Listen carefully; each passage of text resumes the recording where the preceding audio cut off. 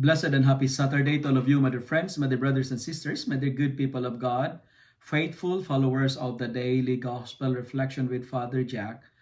My dear kababayans, today is May 4, 2024, and today is Saturday within the 5th week of Easter Year B.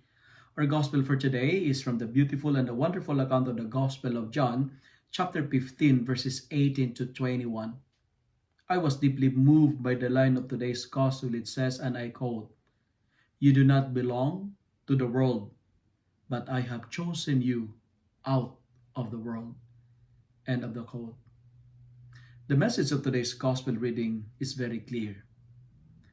We are in the world, but not of this world. In it, but not of it. That's why refrain from chasing the treasures of this world, because we cannot bring it to the afterlife.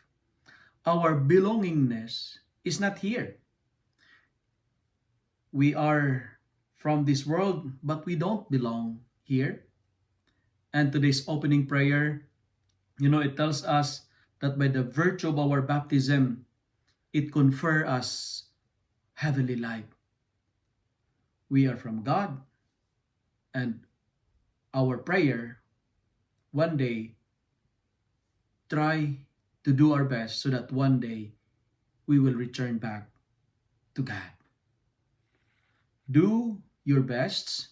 Let us do our best, because our world is pulling us out or drawing us away from original origin.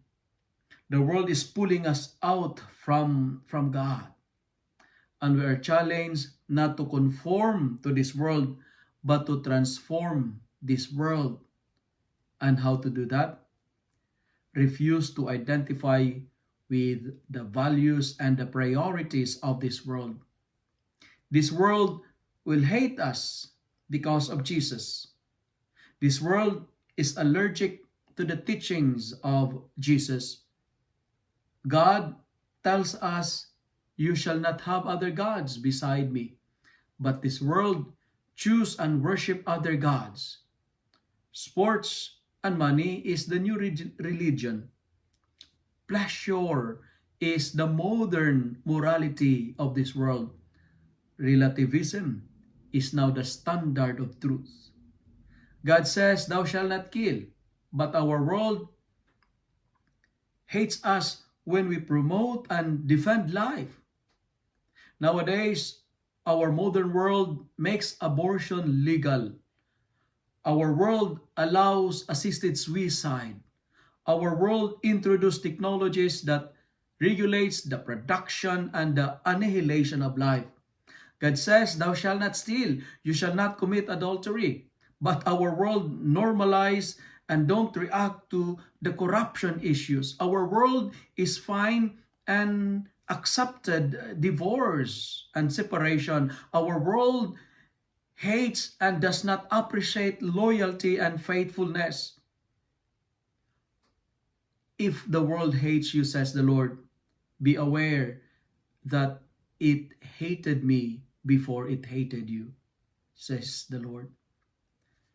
My dear friends, faithful followers, amidst of the hostility and non-acceptance or persecution, be faithful to the Lord, not to the world. Like St. Paul in our first reading for today, be convinced that we are called by God to proclaim the good news. Let me end my reflection by saying, if we allow ourselves to be consumed by this world, if we identify ourselves with the values and priorities of this world, that is the greatest scandal. Do not conform, but transform this world. We are in it, but not of it. We are in the world, but not of the world. If you love and like this reflection, kindly share it with your friends.